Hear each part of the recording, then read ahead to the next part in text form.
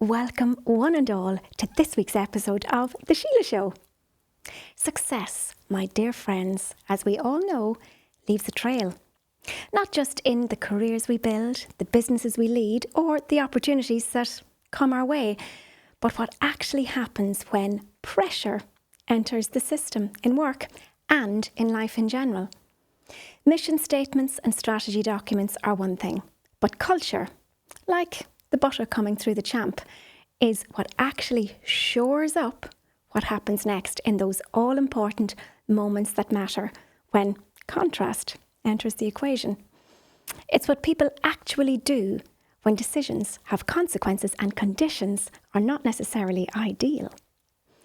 Well, our guest today is Managing Director of Sanderson, a specialist recruitment and talent business working at senior level across leadership hiring, organisational change and workforce capability. We're going to be exploring talent. What even is that?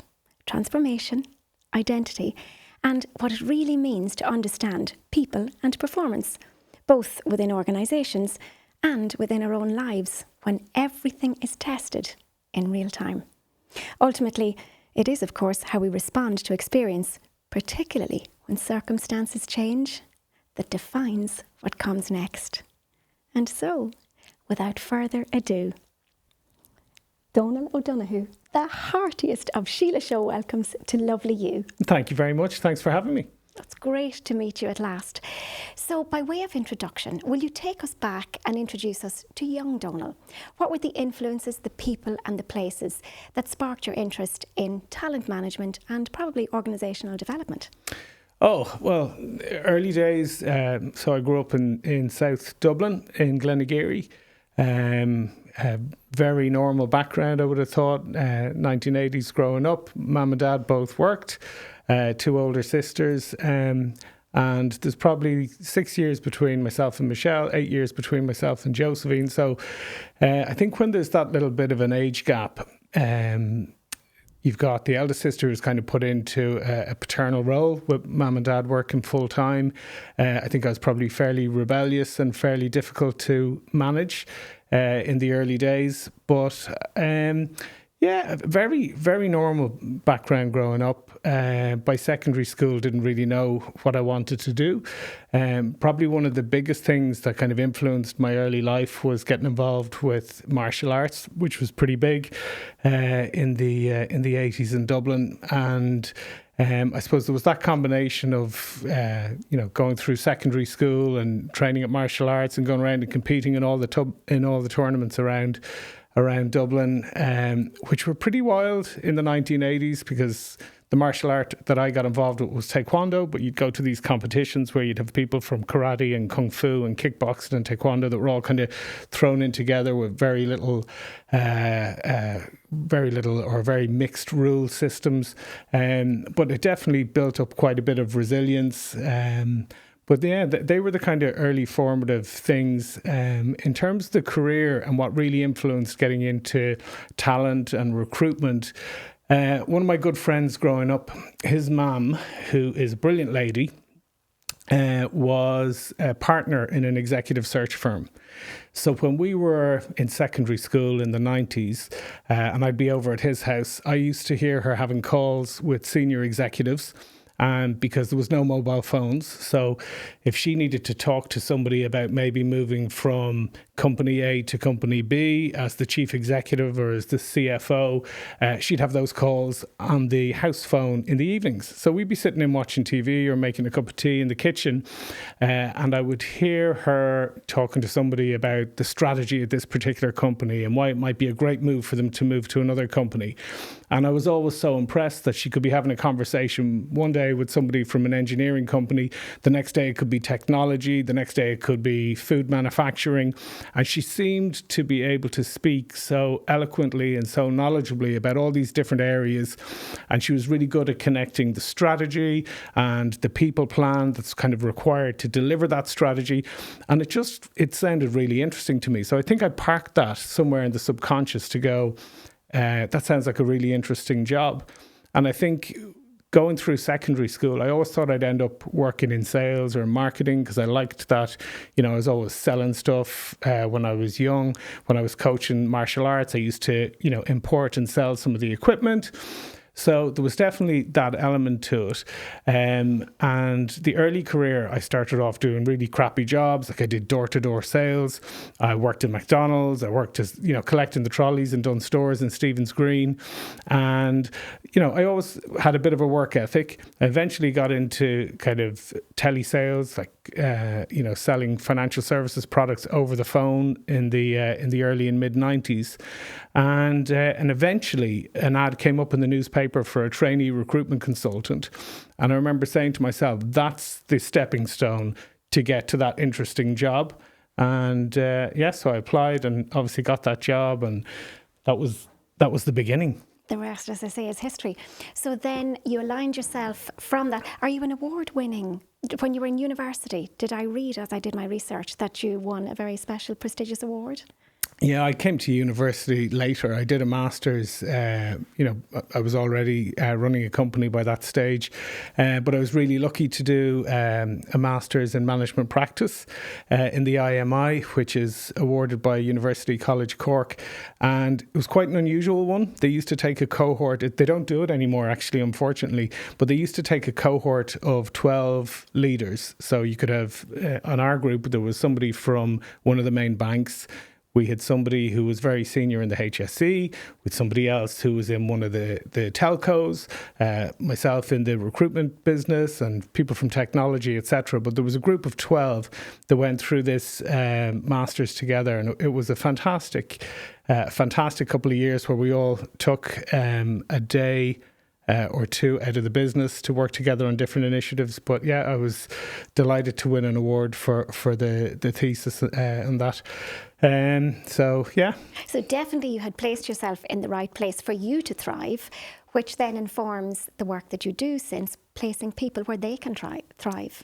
Yeah, absolutely. And I think when I look at those different parts of my life or chapters of the book, I think very early on, I figured out that I wasn't motivated necessarily by money. It was motivated by achievement. Mm-hmm. So whether that was like going back to the sporting background, I started competing in these martial arts tournaments in Dublin back in the 80s as a kid.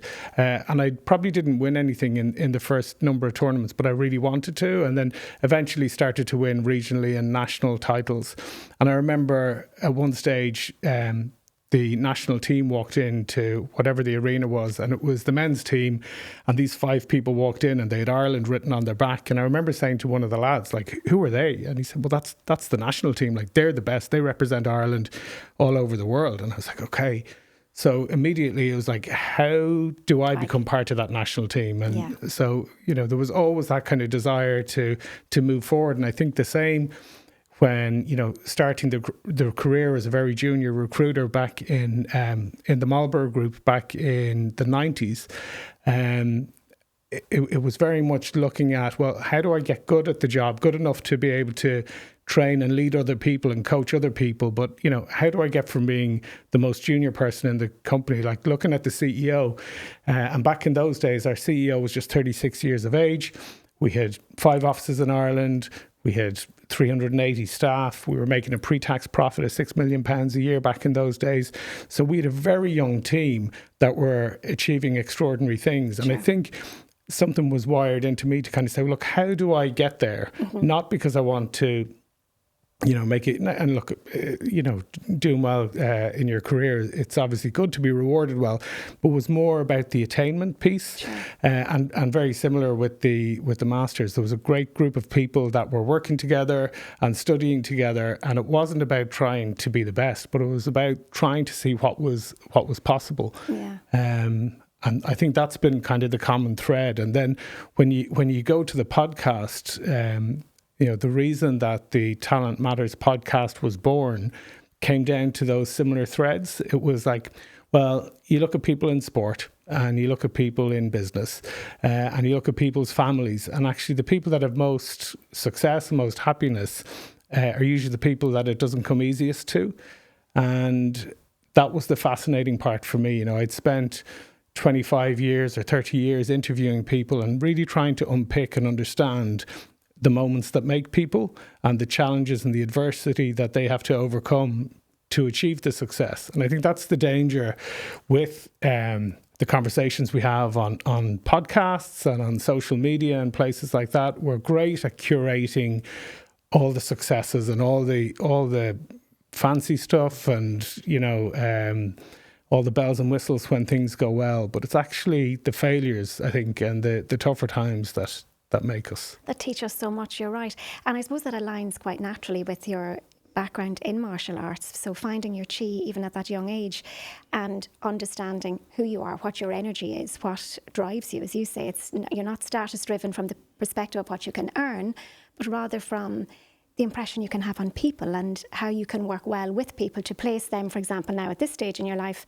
in jobs where they can thrive. Yeah, absolutely. And even when you think about, like, with the martial arts side of things, we had got to a stage in Ireland where Ireland didn't really rank internationally. We had a very successful team in the 1960s, a little bit in the 70s. But by the time the 80s and 90s rolled around, Ireland weren't a big force on the world stage. And I remember we went to the European Championships in 2002, and our team there was good talent in the team, but we didn't rank anywhere. We weren't on the podium. And something really interesting happened with that group of athletes that were involved in that team, in that kind of a grassroots revolution took place where myself and a number of the other athletes kind of took control of our own training. So we had some good coaches in Ireland, but they weren't world class. So essentially what we did is we started to go and train a lot with the coaches in Poland who had been kind of dominating the world stage for a while. Some of the guys started to work with some of the coaches in Russia. And we'd go on training camps where, some of us went for weeks at a time, where you would live in very modest accommodation, sometimes in industrial schools in the winter where, it's minus 15 degrees, minus 20 degrees in the snow, and you're training 2 or 3 times a day. And we started to realize, like, as we trained with these colleagues who were numerous times European and world champions, some of them, that we were just as quick, just as strong, but actually it was the coaching and the development piece, we were just probably 5 or 6 years behind, or maybe 10 years behind. And what happened then over a period of time was that the Irish team just started to really improve. So 2003, the team won 2 gold medals at the World Championships. I was injured that year. And then in 2005, personally, I got the European silver medal. And then as a team, we won the world silver medal. And then obviously over the last, period of time, I've retired. I'm not involved with the sport anymore, but Ireland has gone on to consistently be one of the top teams in Europe and one of the top teams in the world. But I think a lot of it is down to what happened in the mid-2000s, where the kind of coaching ethos changed. Yeah. The players or the athletes took more accountability for their own training.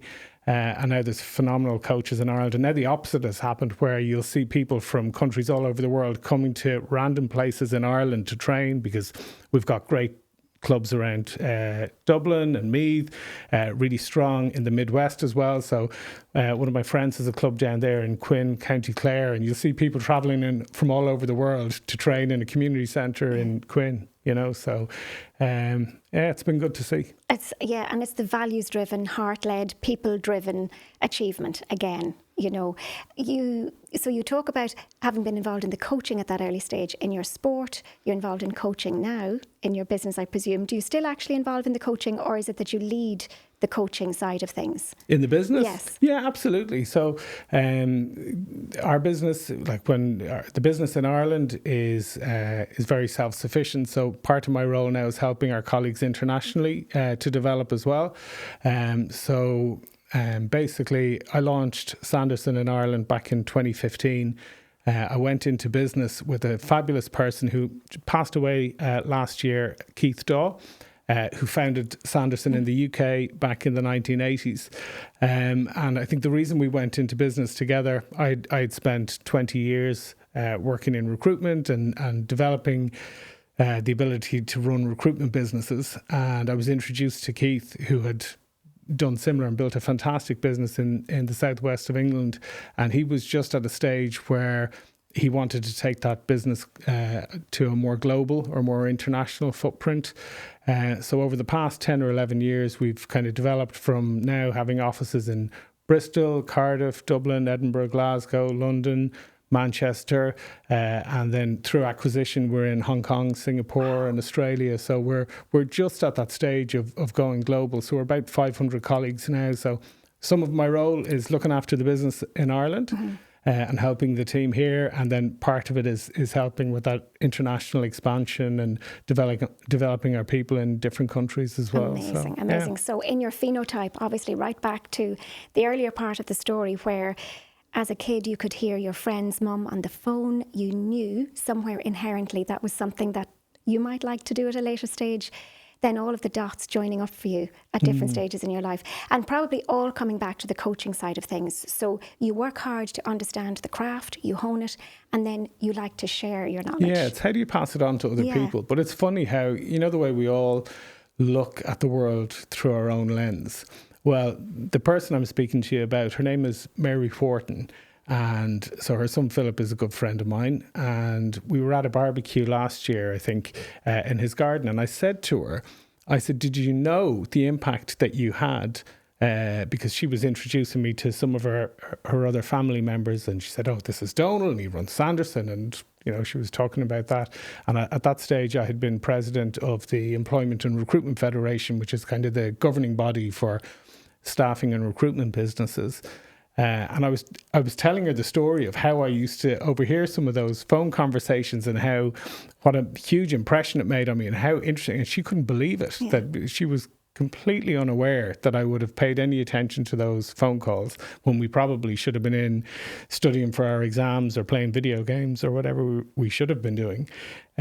So it's interesting that, those little moments have such an impact, and that obviously went somewhere into the subconscious to think, actually, that is something I would love to do. Yeah, I think it speaks beautifully to the whole idea of culture, for example, in an organisation. It's those subtleties. It's the passive place that we're in that's informing culture.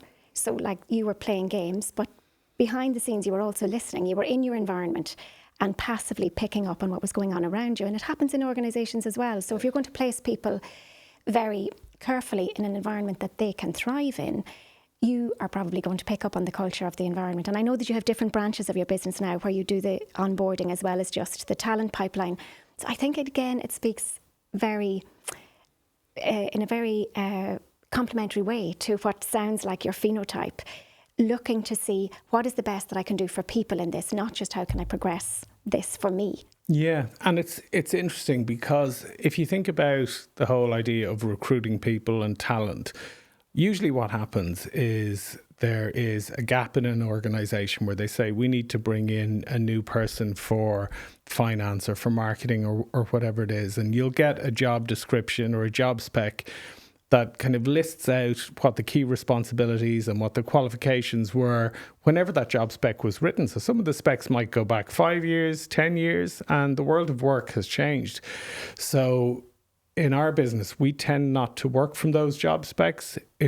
We won't work with a customer unless we get a really good briefing from the hiring manager in terms of where's the business at, what are the challenges, what is this role going to solve, or what are the expectations from this person? What's the risk to the business of this role remaining vacant? And then really understanding where it sits in the organisation, where it sits in the team, and to try to really understand the culture bit is interesting because it can, you'll hear people sometimes saying, yeah, the person was well qualified, but we didn't think they would fit the culture. So that can be quite biased because if you continue to hire people that only fit a culture, your organisation can become very narrow. So we try to encourage people to go for culture add rather than culture fit.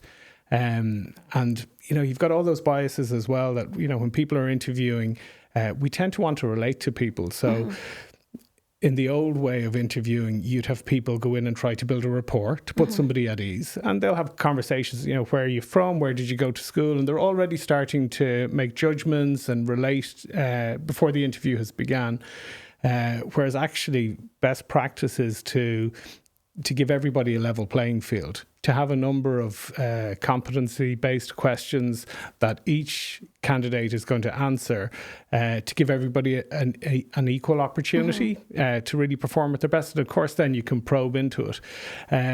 But it's a delicate mix of trying to get a team that will work well together and that will gel and that will get along, and balance that with actually bringing diversity of thought, diversity of experience, diversity of background together, and not just hiring a cookie cutter of similar people.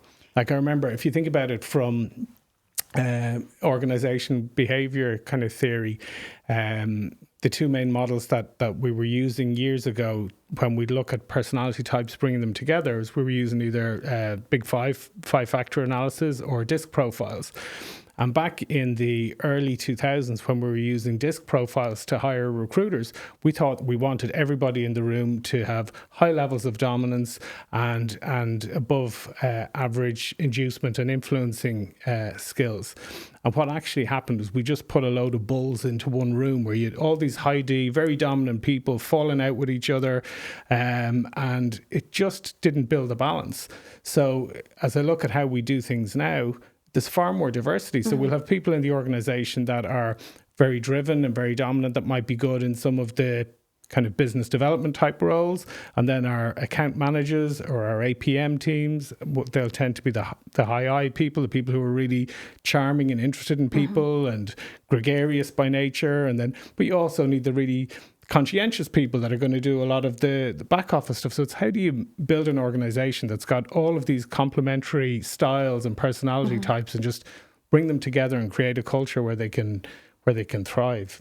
That's interesting. So where you started there, I was wondering, because you kind of came at culture from the back end, I felt, as you spoke about not wishing to employ somebody to fit into a culture, whereas when I posed the question, I posed it from the vantage point, as you say, we never see the world as it is. We see the world where we are, from where we are. And I was posing the question really from the point of view that culture bleeds out in a space, whether you like it or not. Like, strategy is inert until something happens, and then it's the culture that takes over. So it's really interesting that you closed that circle in what you've just said. So in fact, actually, there is room for sort of the petri dish that we're standing in any establishment at any time being injected with all of the different person types, and that's forming a culture, but it's forever fluid. Yeah, and it's really about creating a space where people can play to their strengths. Yeah. So one of the things that we do in Sanderson, more in our UK business because it's larger than the Irish business, but we've a development pathway, and we used to call it the Academy years ago because the organisation was a big football-backed organisation. We were involved with football in Bristol and Ashton Gate. But the idea of having the academy or having a development pathway is that we were bringing people in to the organisation that were early career stage, and we would give them an opportunity to work in different areas of the business, and then try, while they're being trained in a broad range of areas, try to understand how do we make sure that the players that are on the pitch play to their strengths. And that can really develop because we'll have some people in our organisation whose role is just to speak with candidates in a particular market. And every day they'll spend their days really understanding the skill sets, the availability, so if they're managing a population of contractors, for example, that are working in the banks and working on some kind of digital transformation or an integration project, they will be so specialised that they'll spend their day just speaking to those type of candidates. So when one of the clients comes to them and has a skill set that they need, they know exactly who to pick that's going to have that right skill set.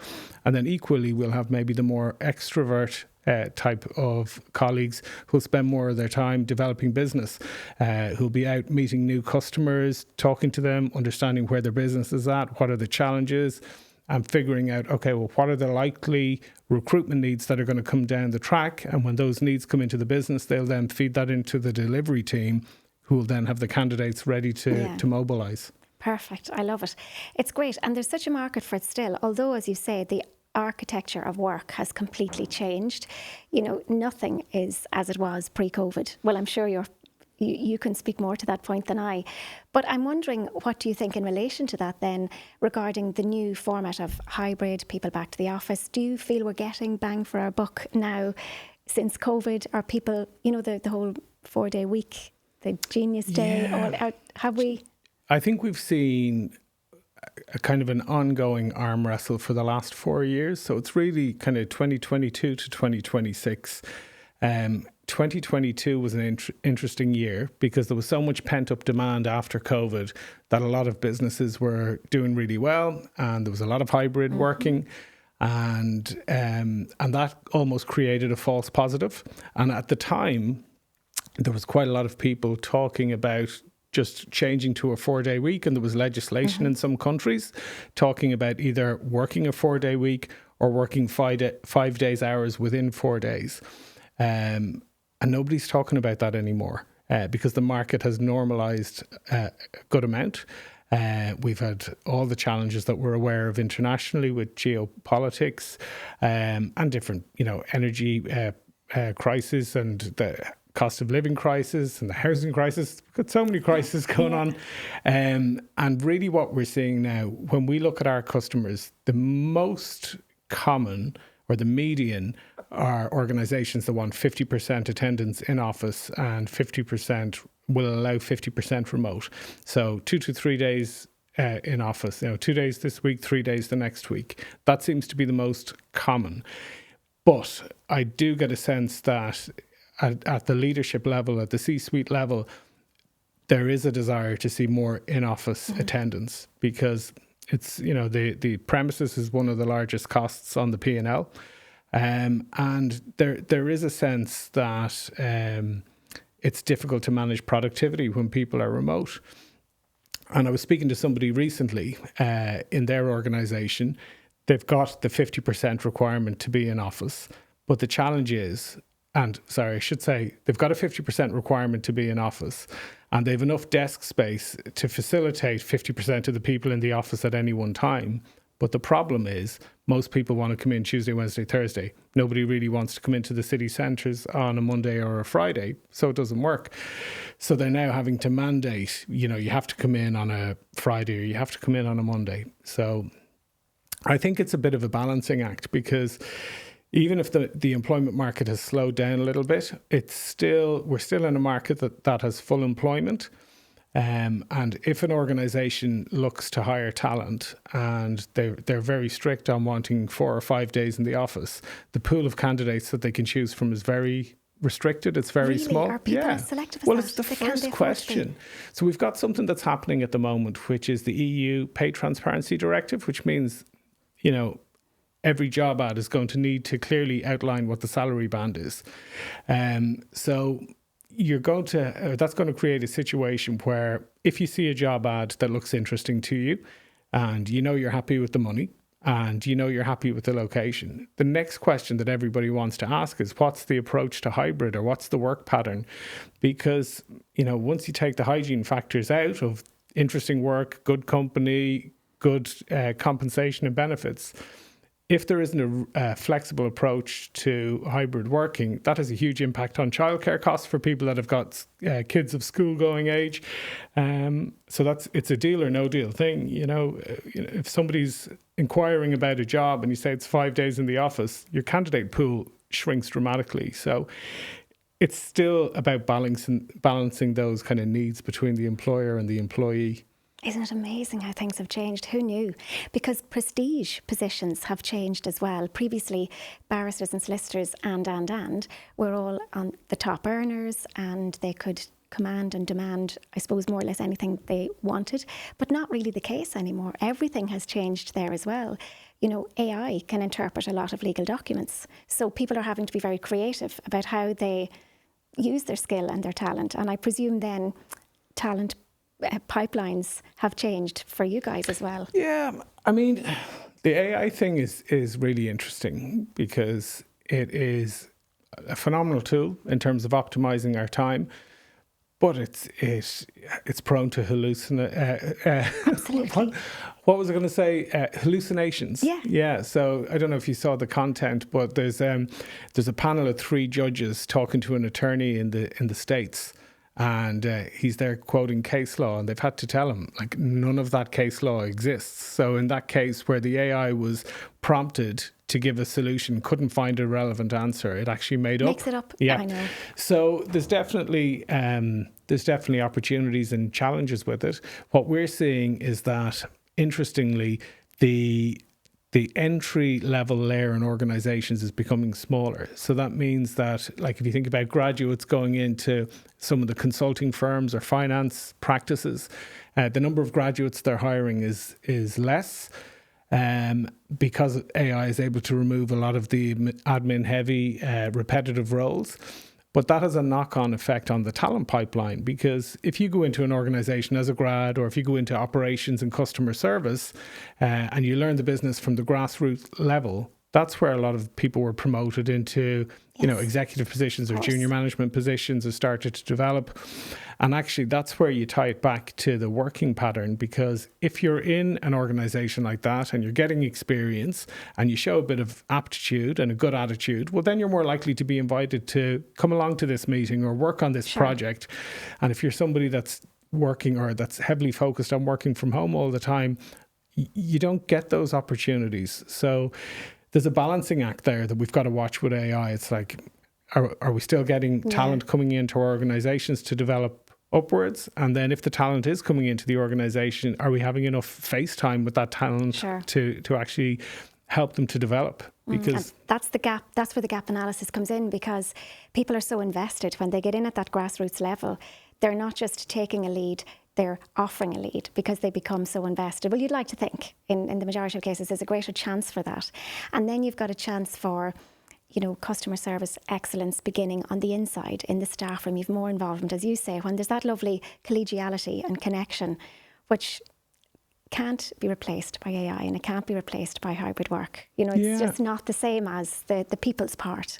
I think that's the challenge that I see. When I think back to my early days, going back to when I was working in the Marlborough Group, I was 21 years of age, but this was Dublin before the lattes and the fancy lunches, where we used to eat our lunch in a canteen in the basement together, where people would bring in their lunch from home and sit around together and read the newspapers and, be talking about whatever sport was on at the weekend or whatever concerts or events were coming up. We socialized together. We went on work not on work trips. We went on social trips together, or away for weekends as a group, and relationships and marriages came out of that time.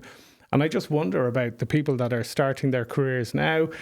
First of all, they don't have the social life, where we were potentially out 2 or 3 nights a week back in those early days, and that has an impact on their, how they gel together, how the organisation develops, and how people care about each other, because ultimately in a team, you've got to give a damn about each other for the team to be successful. Yeah, sure.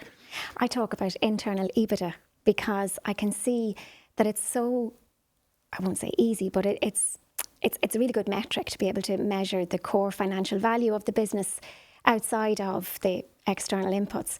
And I think it's really important as well to be able to put your barometer in at a human resources level and check for the value of the human currency in the space, about capacity of people. Is it being fully utilised and optimised? Because exactly like you say, particularly when people aren't getting the chance in the world in which we live now, because everything has changed. It's apples and oranges. It's not even really comparable. It's just different.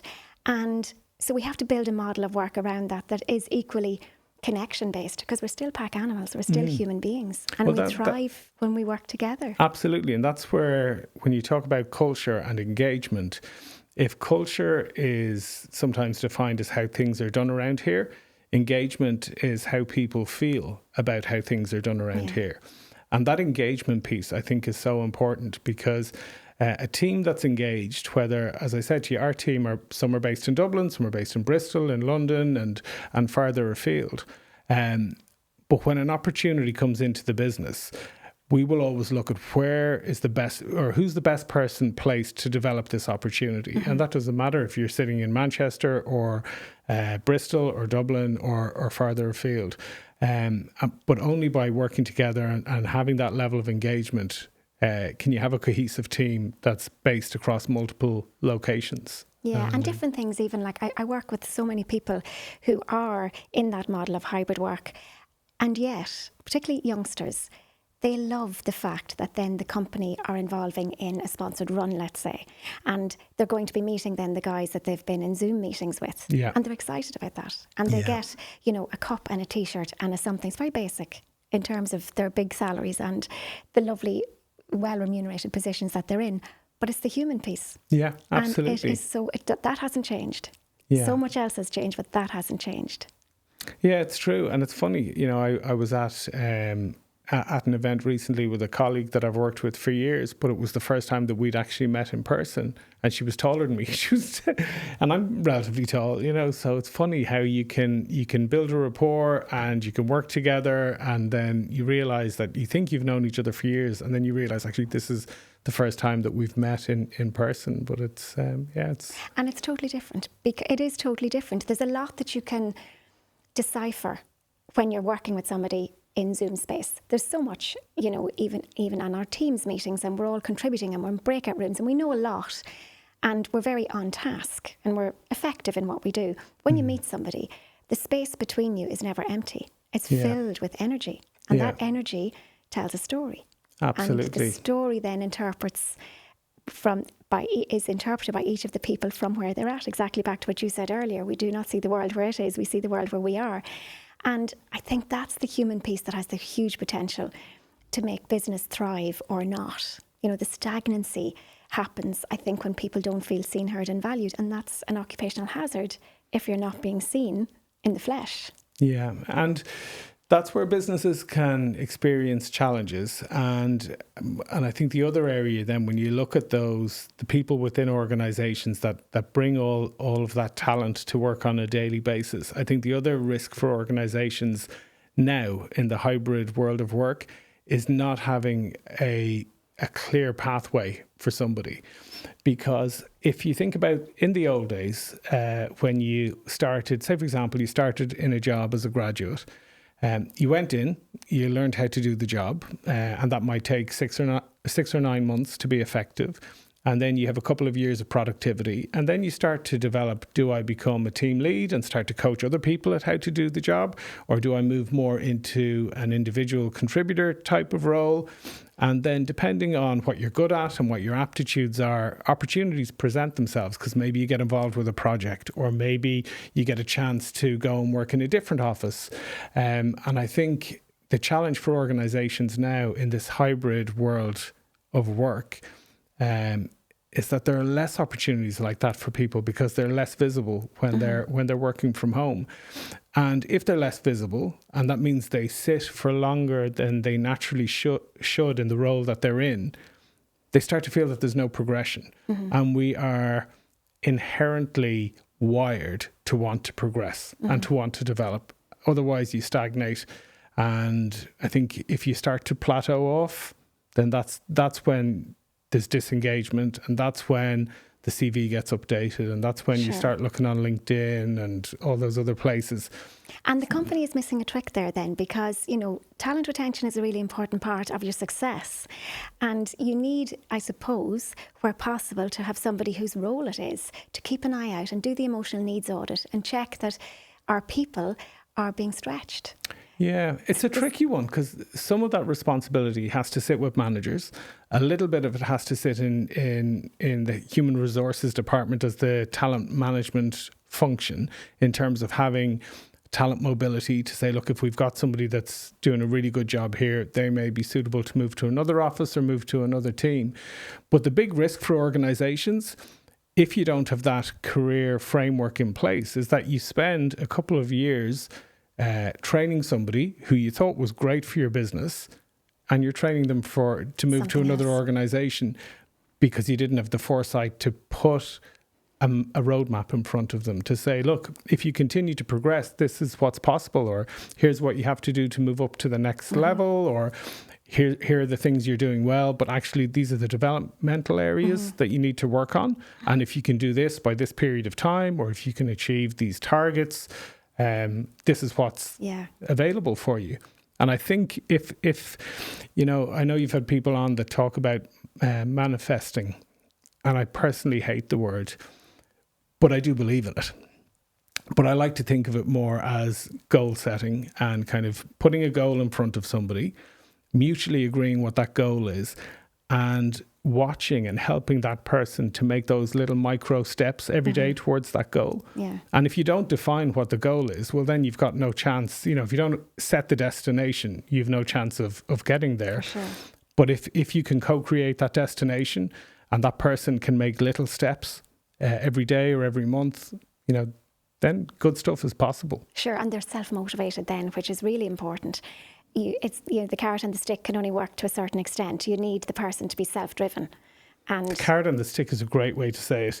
I personally see it more as the arm around the shoulder or the kick in the backside. But that's, there has to be a little bit of both. Yeah, and you have to be a little bit delusional as well in your role. The principle is definitely more than just one thing. It's a myriad of things. It's, you're in your role, you've got this pathway very clearly defined for you, so you know where you can go with this, but then you still have to, life happens, and sometimes the person who was in the role and originally was delighted to have this pathway, things change for them and they lose their motivation for reasons that have nothing to do with work, and work is just an occupational hazard within for them. So I think in that case it's nice to have the little pick-up factor within the company, somebody whose job it is to notice. Yeah. Where's Donal today? And sometimes you do have to move, because if you look at most organizations, they're organized as hierarchies, and there's usually somebody in the position ahead of you.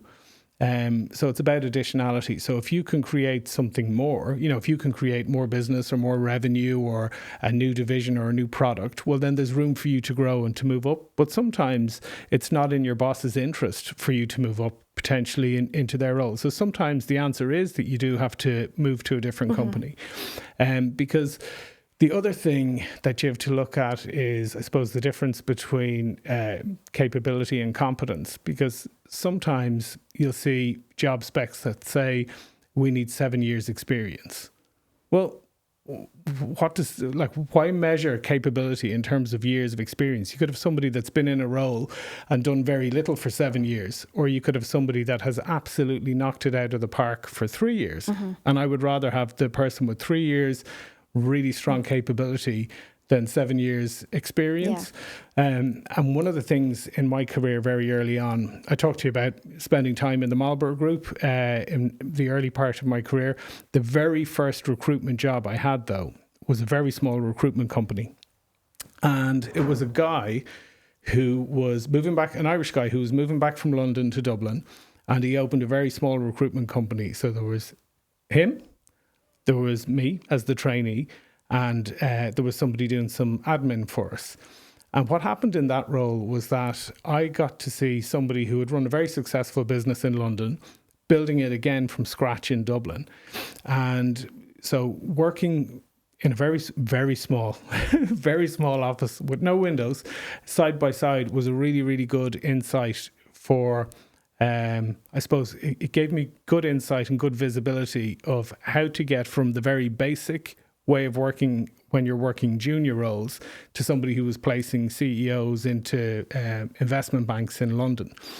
And one of the things that happened during the time working with him was that he fell into some personal difficulties, personal issues that distracted him from the business. And this was before the market was booming in Dublin. So I realized that if he was distracted and was effectively missing from the business, that my job was at risk. So I had to do my job and to do his job for him. And so I found myself very early in the career, at 21 years of age, on these briefing calls with the investment banks in London, and then reporting his pipeline back to the head office in the UK. So I went from being the trainee to within, probably less than a year, having to, complete a lot of the tasks and responsibilities of the MD of this very, very small startup recruitment business in Dublin. And actually, when you are forced into a role like that, that stretches you, you realize, actually, does it make a big difference if you're 21? And back in those days, everything was done over the phone anyway. So they weren't looking at the fact that, I looked about 12.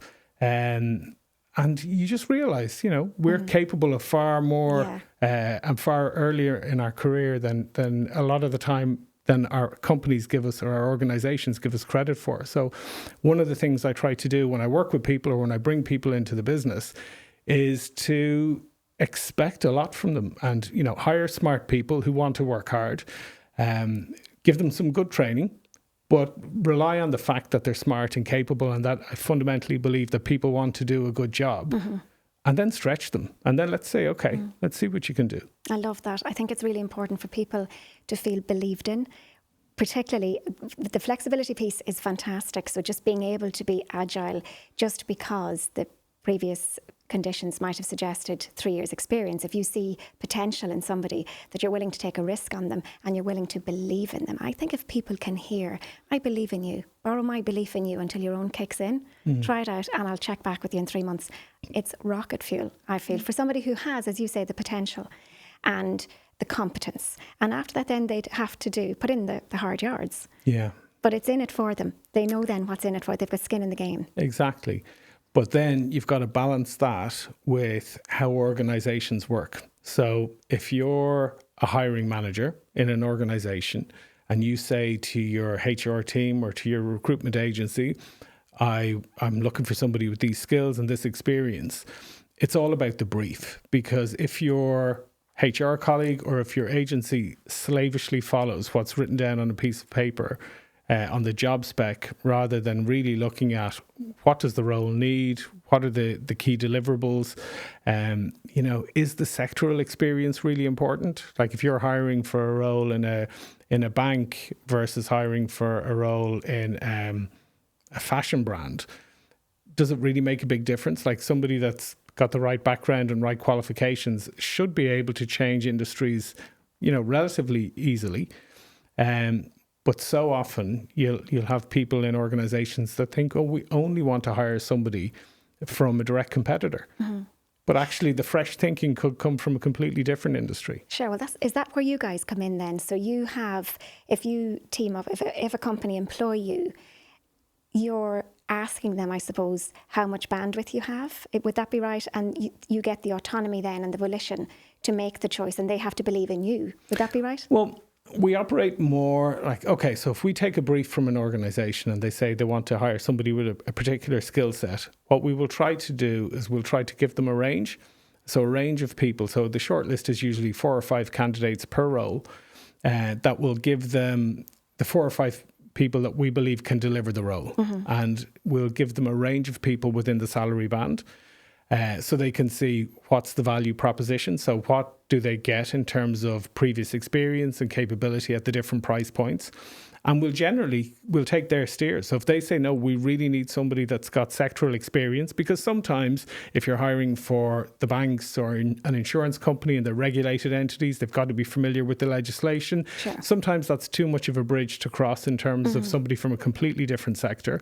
And then sometimes we'll say, well, look, there's really good thinking in telecommunications at the moment, which is heavily regulated as well. So they might look skills at people from there. So exactly. So you're looking at what are the transferable skills.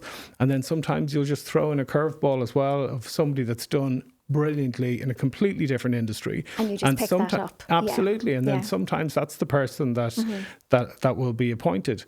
But it also comes down to the capability of the hiring manager to see the potential and to see, and then... Which is an energy thing, Donal, again, isn't it? That's the human factor, I think. It's the human skill and the capacity for, reading energy and taking a risk and not sitting into just one domain within the hiring capacity.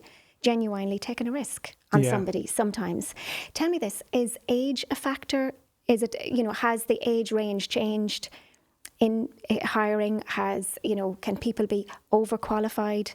Have the boundaries changed on all of that in the last number of years? Well, age shouldn't be a factor because we're all protected by the Equal Status Act, which says we shouldn't be discriminated against based on our. But even though we say it, but is it actually? We say it, but like sometimes there's a perception that, you know, oh, we'd like somebody dynamic for this role, or we'd like somebody earlier in their career for this role.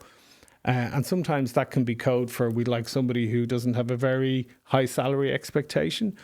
But what we're seeing more of now, as we've got an ageing population in Ireland, is that you'll have some contracts where there's a retirement age of 65 in the contract, or maybe that's been changed to 67 in some organisations. So what we're seeing is that sometimes you've got good talent in organisations almost being forced out by mandatory retirement ages or by legacy contracts. But what's really interesting is that a lot of those people are still really capable, still really smart, still want to work, sometimes still need to work. And what they're typically doing is they're starting to provide services as professional contractors where they'll set up their own company or they'll use an umbrella company to provide services and to really maximize their years of experience. And then they realize that, okay, you know, I might have been in a good job where I was paid, say, 80,000 euros a year. But now I'm doing some consulting for 3 or 4 days a week and I'm being paid a day rate of 700 euros a day. But I've no office politics to deal with. I work for myself. If I decide to take 6 weeks off in the summer to go on holidays, I can do that. So we're definitely seeing a bit of a change. There's more of an emphasis on, you know, some people call it portfolio careers, but you might call it consulting or contracting. That's a huge portion. I think we've got like 250,000 people in Ireland now that are working in that kind of more, what do they call it, solopreneur. Like self-employed, independent contractor ways of working. But yeah. And it's lovely because the other jobs are building around that. I can see that happening. The other jobs to support those solopreneurs are happening. So the people who are very adept at digital skills and the people who are very adept in all of the different areas that it takes to rise a person like that with that type of motivation into their job and support them. So you have virtual assistants and they don't even have to be in Ireland. They can be elsewhere altogether. And they're definitely the fertile ground is changing for all of that and for people to change with it. And as they get older, then if they decide to continue working, but if they're brave enough to take the round pin out of the round plug out of the round hole and just do it a little bit differently, they can work on. Yeah, and sometimes the decision is made for you. You know, sometimes, you know, you'll see there's been lots of talk about organisations restructuring and having, rationalising redundancy programs.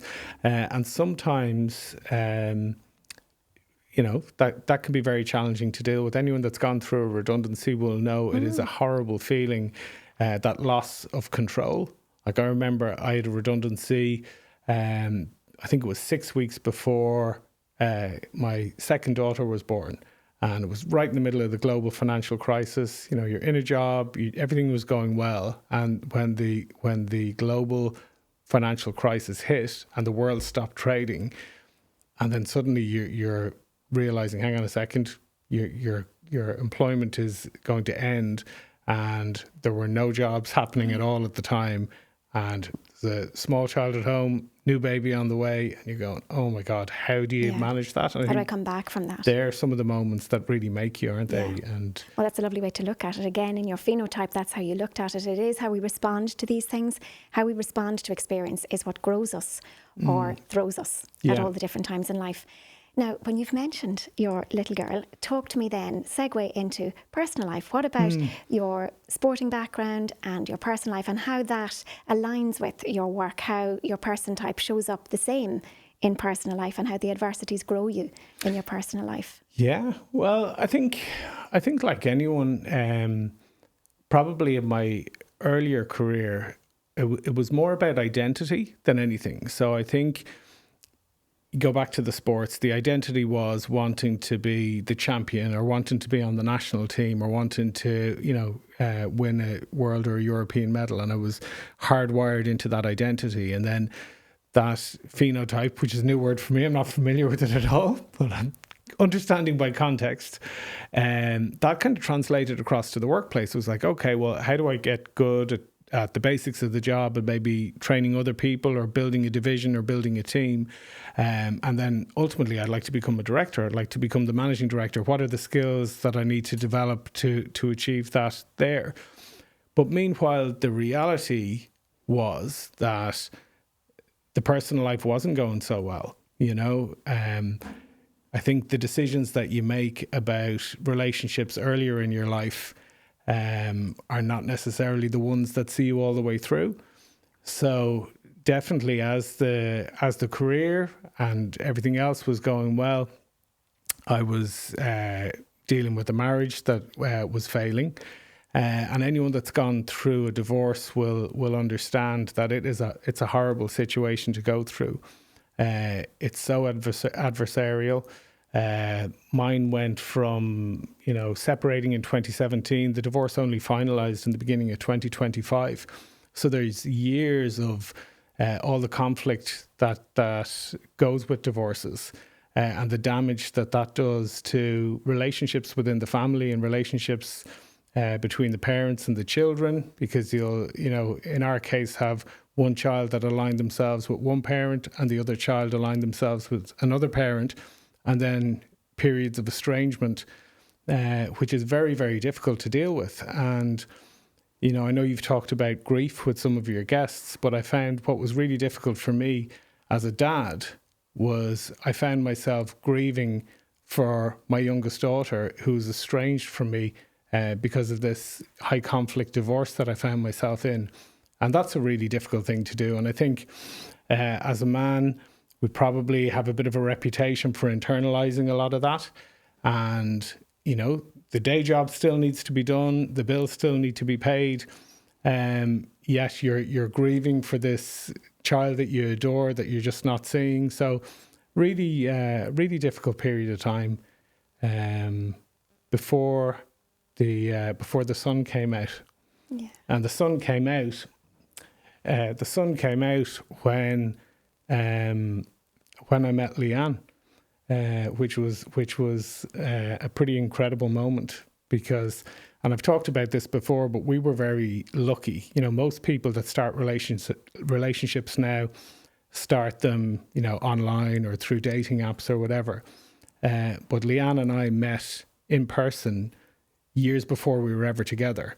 And at that initial moment, there was something there. There was a spark. There was that moment of, geez, what just happened? Yeah. And I remember we only met for a few minutes because our kids were friends.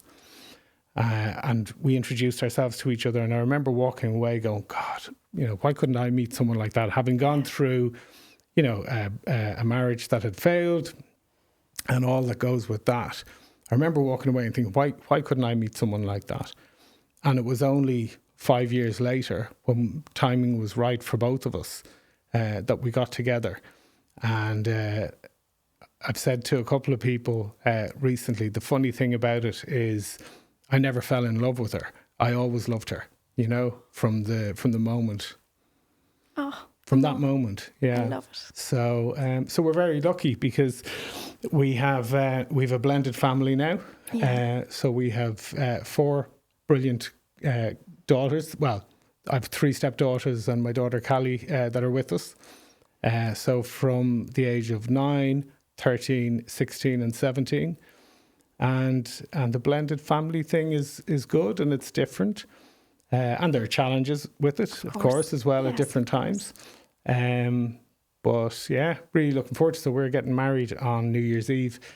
So that's what we're looking forward to. Yeah, that is just gorgeous. What a beautiful story and what a brave share. Thank you very much for sharing that in this space.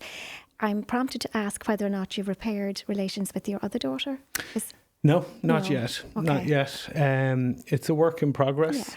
Yeah. And it's difficult. And I know I've taken lots of advice on it, and I know that all of the literature and all of the research says that these things resolve over time as the children kind of become of an age where they have perspective and they can understand the reality of the situation and maybe what's been said to them by an estranged or an estranged ex is maybe not the reality. Yes. So I think for the good of everyone, you just have to sometimes give those a little bit of time and space.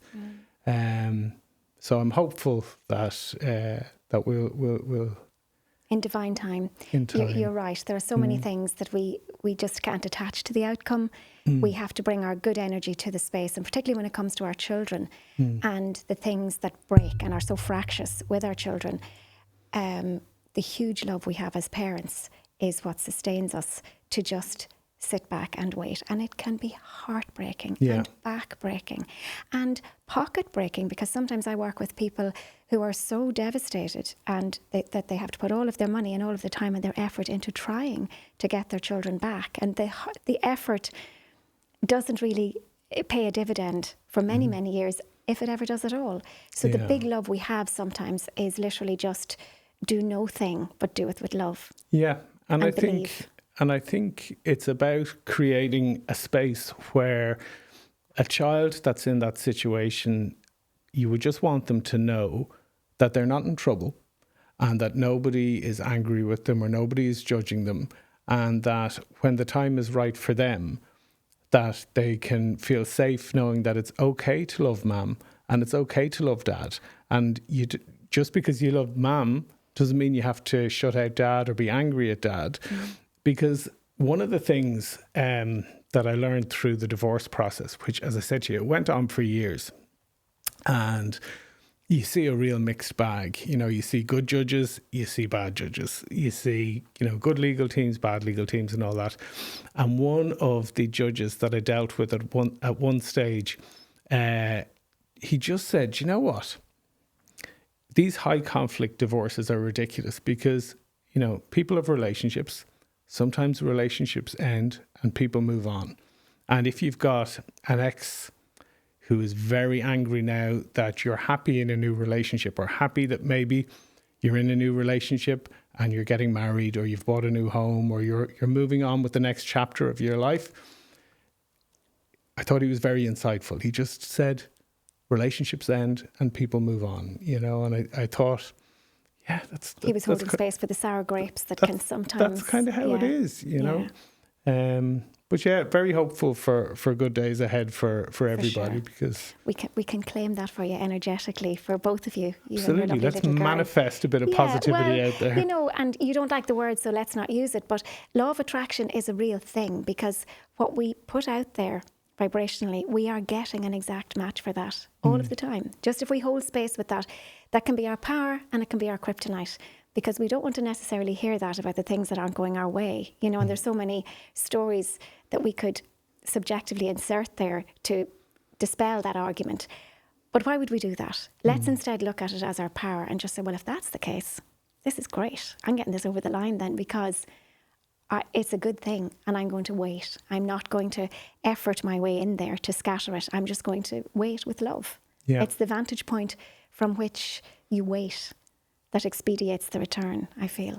Yeah. And I think the other thing that you've got to do is, in those circumstances, you could spend, and I realised with the divorce situation, there's a lot of time spent on negativity and on adversity. So you're spending time compiling your affidavit of means and your affidavit of welfare, and you're going through the other side's bank accounts and you're looking, what do they spend this money on or that, and it's just such a negative use of time that you actually almost need to just get to a place where you can just leave that behind. So the day of the divorce, I have to say, was very emancipating. It was one of the happiest days of my life, for to be honest divorce with you. party. And it's a strange thing to say. It is and it isn't. It's very understandable as well, because exactly as you say, even the contemporaneous note making and taking and you're cycling in the story all the time. You don't want to have to. You want to put it down, but that's not how the system works. You need to work it. And the working of it is keeping you telling yourself the same story. So you're cycling, very risky way to live, but you're cycling in the same story, the same negativity, albeit that you don't want to. You want to move on, and that judge was right. Yeah. We need to process. And family law is very protracted, unfortunately, and, people have to wait long periods of linear time Yes. that don't align with their divine time desire, and that's difficult. Yeah, but then it was funny because we went from that, and as soon as that chapter was closed, things started to move really quickly. Because once you close that chapter, because when you're waiting years for a divorce to finalise, you can't, purchase your new home, because obviously you're married to somebody else. So we were very fortunate that, and you kind of wonder, without being kind of abstract about it, how the universe aligns, because we had the final divorce finish in the March. We were able to sign contracts in our on our new house and move just, I think, 12 weeks later in June. And then, we then had the engagement. And so everything that had kind of been put on hold by this negative situation for years, as soon as that chapter was finally closed, everything else, and that's what I'm talking about, the sunshine. And I think the other thing when I think about Leanne is that probably for the first, 47 years of my life, I felt I always had to, everything rested with me. And it was the first time in a relationship or in a partner that you were genuinely a team. Everything was done together. Every success was celebrated together. Every burden was shared. And I think by the time that you get to where you're almost 50 years of age and you haven't had that, you think maybe that's not for me. Maybe that's not something that I'm ever going to have. And then finally, to close a negative chapter and to be able to move into our new home, which we're delighted about, and to have all of this stuff to look forward to and this wonderful blended family we have, and just all the sunshine after the years of kind of darkness that you had to kind of carry that yourself. It's like, such a relief. So, so plenty to look forward to. Yeah, I have a lovely friend who went through a similar situation, and I remember him saying to me one day, my winters are over. I'm just reminded of that as you're saying it. Yeah. So the weather analogy is very real, because you can be in a protracted winter for very many years going through that situation, and it's very, very difficult. And it really, really, really makes you appreciate your person when you find that person, And personality changes. You said, Donal, it's very interesting. You said, I'm not. I think you said. Correct me if I'm wrong. I think you said, I'm not sure how the universe works this out, but we got that in March, and then wow, look at it. To me, there would be no wow. It's like, of course, everything else happens then, because the lower vibrational offering and frequency that you're in spite of your desire not to be, when you're pushing through those pain barriers, keeps you down and keeps a match for that coming into your life. So. Even if business is thriving still, because you're putting in the hard yards and you've got, a well-oiled machine that you can just show up to, and you have other people doing what they need to do to keep that train on the tracks, emotionally and as a person, which is really what it all comes down to, you're going to be getting a match for that sadness and that low energy and that grappling and fighting, and not necessarily fighting with a person, but fighting for the survival of you so that you can thrive the far side of it. Obviously, then, when that door closes, you get a chance to breathe differently. Yeah, I think you get quite good at compartmentalizing, because I think that's probably what you had to do, because if you're in a situation like that, it can become all consuming, and it can become the topic of every conversation.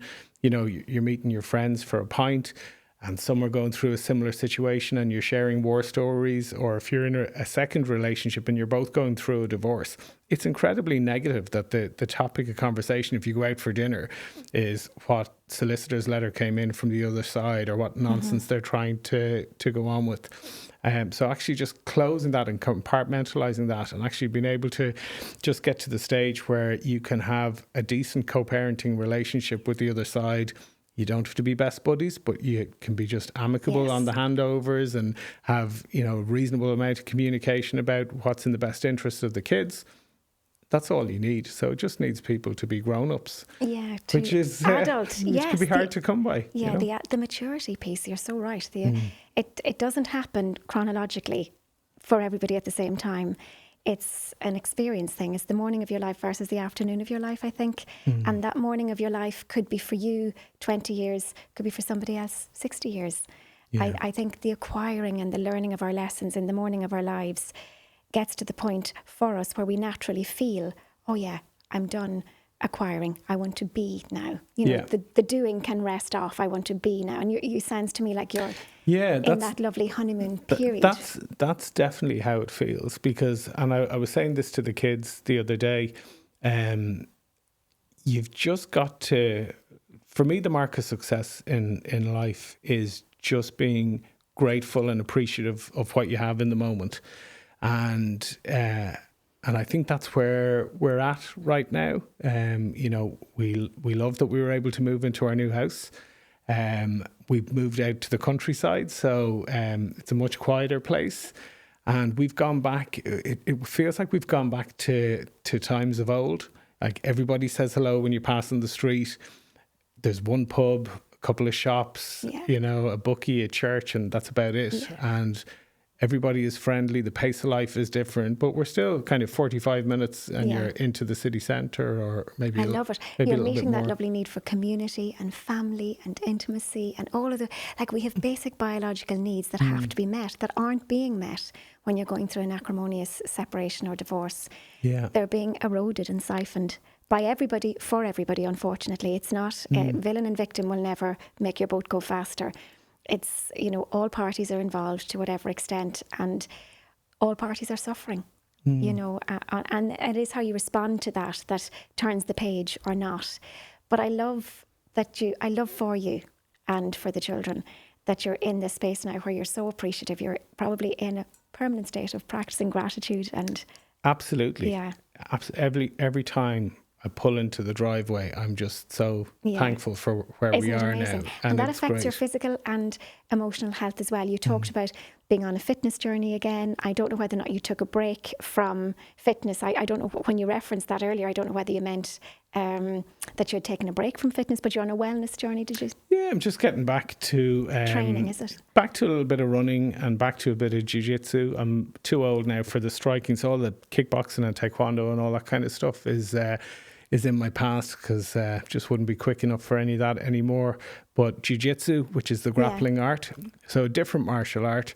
But the nice thing about it, when I left taekwondo, I was a 5th Dan black belt and a former member of the national team.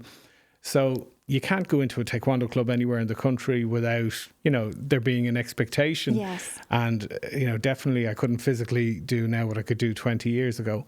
So it was nice to go from being a black belt in one system to becoming the complete student and putting on a white belt in a different system. So that's really refreshing to go, and there's no expectations, and you're learning, everything is new and you're learning everything. So that's great. And then, yes, there's a charity 5K race at the end of July in Summerhill where we live. And I'm training for that at the moment. So just enjoying getting back to a bit of health and fitness and I love it. I feel afternoon of your life vibes coming off you, you know, because even the lovely analogy of going from the black belt to the white belt. Earlier when we chatted, everything was about you pointing out to us and helping us to understand that you had that drive and the motivation. And when you saw the guys walking in and they were on the Ireland team, you were going to be on the Ireland team. And, you know, in business, you were sitting in your small office with the guy who couldn't be there, so you jumped into his role. And all of the acquiring, the harvesting, it's busy, it's great. We need that. We're driving fast, we're pushing through the morning of our lives. And if we didn't do it, we wouldn't have a house and a car and a job and a career to speak of. But there comes a point when that can't be everything. It does not meet all of the needs. And to get to the place then where you're not even, you know, you're not surrendering the black belt, but you're very happy to step into the white belt moment of your life. Absolutely. And the weird thing that I did as well is I threw out when we moved house, I threw out all of the trophies and all of the gear from the competitive days. I kept the European and World silvers, and I had a gold and 3 bronze from the World Cup in 2012. So I kept those, but I got rid of everything else, because you don't want to think your best days are behind you, and kind of, like, to me, they're achievements from a point in time, but they're kind of irrelevant now. So I'd rather look forward, and I think it's a refreshing thing to put yourself back into put yourself back into a place of learning and growth, definitely. So and emotionally as well. again, the honeymoon period versus honeymoon effect. So you're in honeymoon effect with life right now. Honeymoon period can come and go. That's like your sporting achievement and like that fabulous achievement when you're back and did your masters and all of the different things that you reached for and achieved. That's honeymoon period. It's high, but everything that goes up has to come down. And if you do it from that level of interest and intent, it's great. We don't want to knock it. But you have to know how to come down. You have to tame your vanities. And if not, life will tame the vanities for you. And then in this honeymoon effect, gratitude, celebrating the small wins, the little things, the cost-free protocols out for your run in your community, they really are the things that measure most in the afternoon of your life. And there's kind of a maturity that comes with it, but because I think in the earlier days, I always thought, I would be happy if I could win the national championships. I'd be happy if I could get my black belt. I'd be happy if I could make the national team. Then you make the national team. I'd be happy if I could get a medal at the Euros, the European Championships, or the Worlds. And when you tick off those achievements, it doesn't really, nothing changes. And in work for years, I thought, I'd be really happy if I could be a director. I'd love that, because you think that whole status and the ego thing, maybe then I'll be enough, or maybe that will be enough. And I think when you get to a point in life where you realize, or you have the nice car, or you have the nice house, or the watch, or whatever, the material things, and then you realize, actually, they don't make me happy. And then you start to really value your family and your relationships, or your parents, or your partner, or your kids.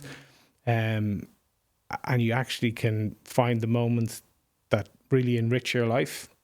I think that's the kind of space that I'm in at the moment, where I love my work. I love my colleagues in Ireland and the UK and all the different offices that we work with. It's a great team. We're passionate about the work we do. We're now at a stage where, as a business, we've almost 500 employees. We generate over €500 million in recruitment fees every year.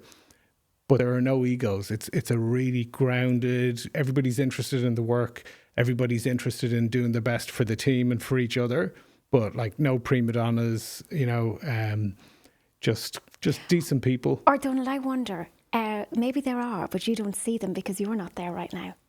I think we see through the lens of the world that we're in right now. So you're not viewing it from an egoic perspective. You've done the achieving. So there could be lots of people in there. I proffer, I don't know. Maybe. But I think that, I think we probably see it everywhere, that where people are gathered, there will be all of those different types in any one room at any time. There'll be probably lots of people within your wider organisation who are striving really hard. They're in that sprint that you were in, but you're in the marathon now. So you see it from the marathon runner's perspective. You're pacing yourself, and it's lovely.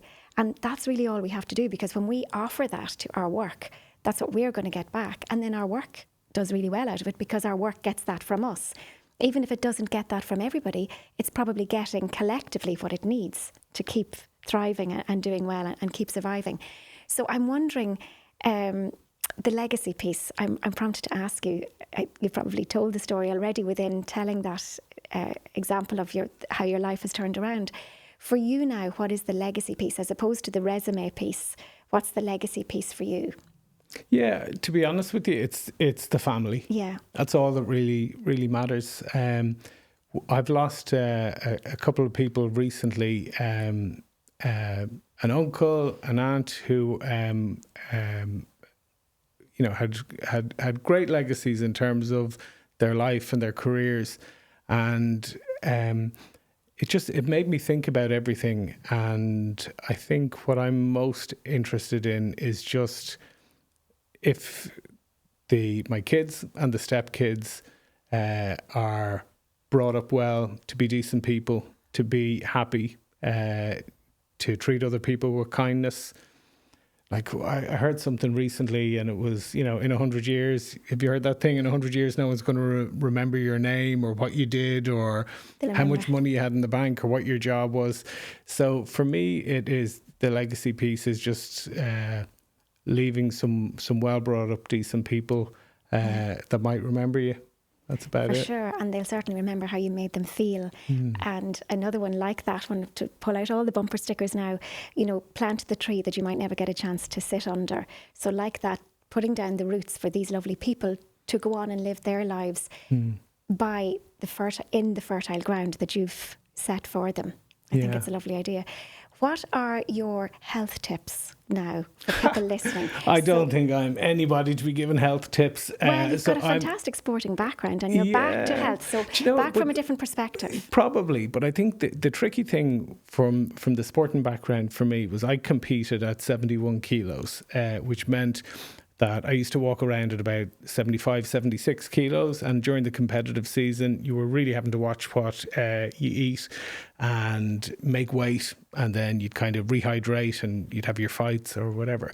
And actually that put me into a really unhealthy cycle of yo-yoing, in that during the competitive season, I'd be, very lean, cut weight to compete. And then in the off season, I would enjoy all that I deprived myself of, and I drink too many pints and eat too many steaks and all that kind of stuff. So that's probably was an unhealthy thing. So, at the moment, I'm just trying to just get out and move every day. So I'm back running 4K every other day, trying to keep the steps up somewhere between 10 and 20,000 steps a day. Probably the best health tip was we got a puppy recently, and that's actually added a lot of life to the house. Everybody said they were going to help with the puppy. Nobody helps with the puppy, so I'm out walking it early in the morning before work. Lovely. But that's it. Yeah, I wouldn't pretend to give anybody any tips other than to get out and move and just enjoy the fresh air. Moving. Exactly, and that early one is really important as well. Picking up the early morning sunlight and being happy. So just to pick up your point about happy, and I know we need to finish soon, but when you said that you had achieved all of these things, but they didn't make you happy, I was just going to ask you, is there a difference, do you think, coming off that story and that reference, between happy and joy? So I listened to you and I felt that they probably did make you happy, but happy like an outside-in thing, whereas joy, I'm gleaning from you that you have joy right now. It's like an inside-out state of being, and I feel that probably can't be taken from you now. I think you've achieved that and that's going nowhere, whereas the happy could be taken from you. Yeah, I think when I was younger, I just wasn't able to stop and enjoy any moment. I was always gazing at the horizon and was kind of moving forward. So I wasn't able to actually stop and say, that was a really successful season, or, there was a number of international medals this year. Because you're always just straight back into training again, and you're not reflecting. You're just moving forward. So I don't know. Happiness and achievement for me weren't connected. It was almost like it was tied to this identity chasing. You know, I was trying to identify as the competitor or the director or the. And I think it was trying to fill an empty space that potentially wasn't there. And now at this hour in my life, I've just turned 51. That's all gone, because the happiness is in the moment. The happiness is in sitting around the kitchen table with friends and family over and being in the moment. So, it's funny. I think what I always thought would make me happy never did.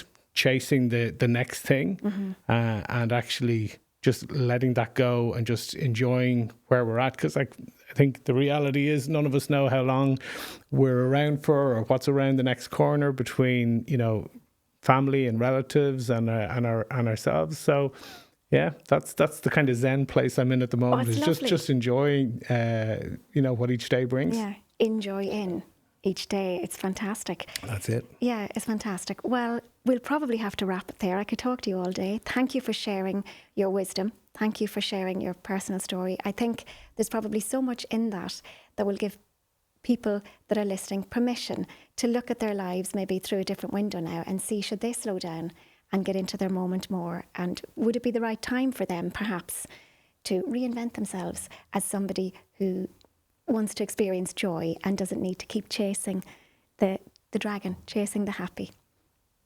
Super stuff. Thanks a million for having me. It's been a great therapy session. Oh, it's been an absolute pleasure. Gurkhaid Maigat. And there you have it. A conversation that moved seamlessly through talent, transformation, identity, and what performance actually looks like when systems are placed under real pressure. Because strategy, as we said today, in isolation is inert. Strategy only becomes meaningful when it meets constraint, when complexity increases, when demands stack, and when time compresses. That's when capability, judgment, and leadership are properly expressed. My conversation with Donal today brought all of that into focus through the lens of talent and organisational decision-making, for sure. But the principle is deeper than any single domain. The principle sits in how humans and systems operate under load, and how performance is shaped not only by input, but by what accumulates beneath awareness. Which brings us to more precise frame: microstresses, microstressors, the small, often unnoticed cognitive and emotional demands that accumulate across a day. Left unmanaged, they compound into allostatic load. You know, the wear and tear cost of sustained physiological and psychological activation. And it's here that performance either degrades or stabilises. And so, dear listeners, your task for this week pertains to an intentional offloading and minimisation practice around microstress exposure with a view to reducing allostatic load, particularly in the final phase of your day. Performance is never separate from internal state. Recovery discipline and sleep hygiene should actually be understood as a form of performance investment. Think of it like internal EBITDA, where the true bottom line is not just output versus input, but the quality of internal capacity that's actually available to sustain output over time. So before sleep, I suggest, ideally in the final hour, as you begin to reduce light, stimulation and cognitive input, just create a deliberate space, just for a week or so, for externalization. See how it goes and then maybe continue it as a practice. So get a page and scribble down those unfinished thoughts. What are the open loops in your brain before you go to sleep? Are you still making decisions? Have you got residual cognitive noise from throughout the day? You're not trying to solve things. You're just removing them from the operating system for the night. This simple act, I'm telling you, acts as a cognitive carryover, and it supports the overnight recovery process that underpins next day clarity, emotional regulation and decision precision. We want that, don't we? Because in high performance environments, rest isn't the absence of work. It's actually a regulated component of it. And when this is understood systemically across individuals, teams and organisations, it becomes culture. This is where emotional needs auditing, leadership design and organisational development intersect, where companies preparing for standards such as B Corporation accreditation begin to recognise that governance is not only structural, but psychological. And where the real work is not only in managing output, but in shaping environments where emerging leaders can develop without constant firefighting, without being trapped in cycles of micro rings of fire that fragment attention and dilute capacity. As Peter Drucker observed, the purpose of organisation is to make ordinary people capable of extraordinary performance. To that end, he reminded us too that efficiency is doing things right. Effectiveness is doing the right things. And both in business and in life, as we've discussed today, that will sometimes require doing less to achieve more. And so it is.